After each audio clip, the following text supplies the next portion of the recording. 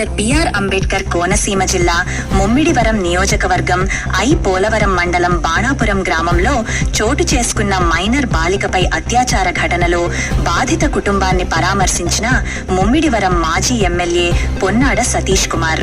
ఇటువంటి ఘటనలు జరగడం దురదృష్టకరమని, కూటమి ప్రభుత్వం అధికారంలోకి వచ్చినప్పుడు నుండి అనేకసార్లు ఇటువంటి ఘటనలు వెలుగు చూస్తున్న పొన్నాడ ఎవరైతే నిందితుడు ఉన్నాడో వాడిని చట్ట ప్రకారం కఠినంగా శిక్షించాలని వైసీపీ నాయకులు డిమాండ్ చేశారు.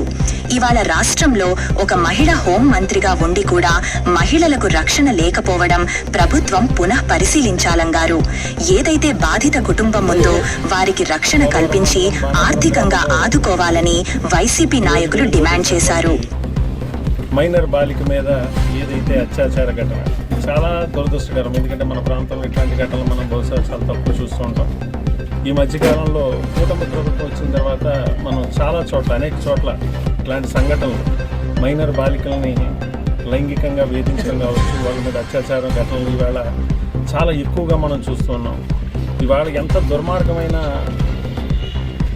ఇదంటే, ఈ గ్రామంలో ఒక సొంత బాబాయ్ అని చెప్పుకుంటూ ఇవాళ ఒక చిన్నారి, 11 సంవత్సరాల చిన్నారి, 6వ తరగతి చదువుతున్న పాప రోజు చాక్లెట్లు కొనిస్తూ ఇవాళ నేను దత్తత తీసుకుంటానని చెప్పి ఏదైతే ఆ తల్లిని నమ్మబలికి ఎవరైతే దుర్మార్గుడు, మానవ మృగం, అతని పేరు కూడా చెప్పడానికి చాలా నిజంగా అది హేయమైన దారుణమైన ఇది.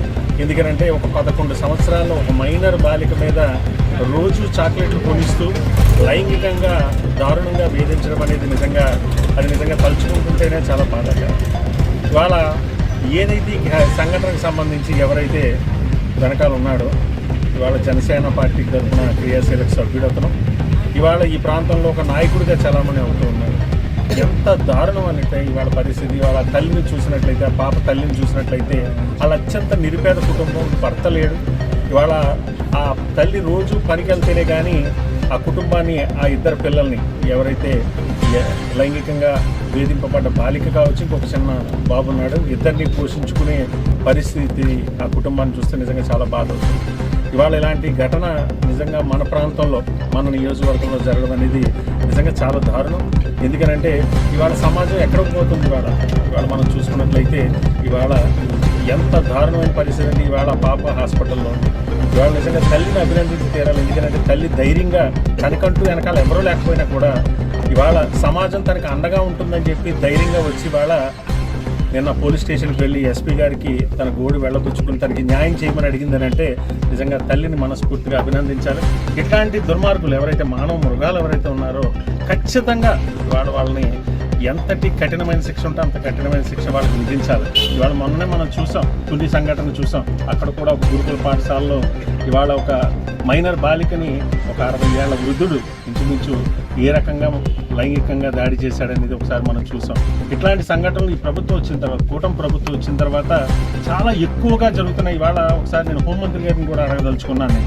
ఏదైతే ఈ రాష్ట్రానికి మహిళా హోంమంత్రిగా మీరు ఉండగా ఇవాళ అనేక సంఘటనలు, మీ ప్రభుత్వం వచ్చిన తర్వాత ఇప్పటివరకు ఎన్ని సంఘటనలు జరిగినాయి, అత్యాచారాలు ఏ రకంగా మహిళల మీద జరుగుతున్నాయి అనేది కూడా ఒకసారి పునఃపరిశీలించండి. ఒకసారి ఇవాళ ఏదో రాష్ట్రం అంతా బాగుంది, అద్భుతంగా పరిపాలిస్తున్నామని అంటే ఇవాళ మహిళల యొక్క మాన ప్రాణాలు మీరు కాపాడాల్సిన బాధ్యత మీ మీద ఉంది. దీని మీద వెంటనే ఇమ్మీడియట్గా ఎవరైతే ఈ దుర్మార్గానికి ఒడిగట్టాడో వాడిని కఠినంగా శిక్షించే వరకు కూడా ఇవాళ ఇమ్మీడియట్గా అతనికి శిక్ష పడే విధంగా ఇవాళ చర్యలు తీసుకోవాలి. ఇలాంటి సంఘటనలు మళ్ళీ పునరావృతం కాకుండా ఇమ్మీడియట్గా మీరు ఖచ్చితంగా డిపార్ట్మెంట్ని మీరు అలర్ట్ చేయాలి. అట్లాగే ఆ కుటుంబానికి, ఏదైతే ఆ బాలిక కుటుంబానికి ఖచ్చితంగా ఇవాళ పరిస్థితి చూస్తే అత్యంత దారుణమైన పరిస్థితి.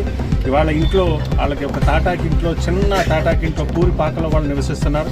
ఆ కుటుంబానికి ఇమ్మీడియట్గా 50 లక్షల రూపాయలు నష్టపరిహారాన్ని ప్రభుత్వం నుంచి ఆర్థిక సాయాన్ని ఆ కుటుంబానికి అందజేయాలని చెప్పి వైఎస్ఆర్ కాంగ్రెస్ పార్టీ తరఫున మేము డిమాండ్ చేస్తున్నాం.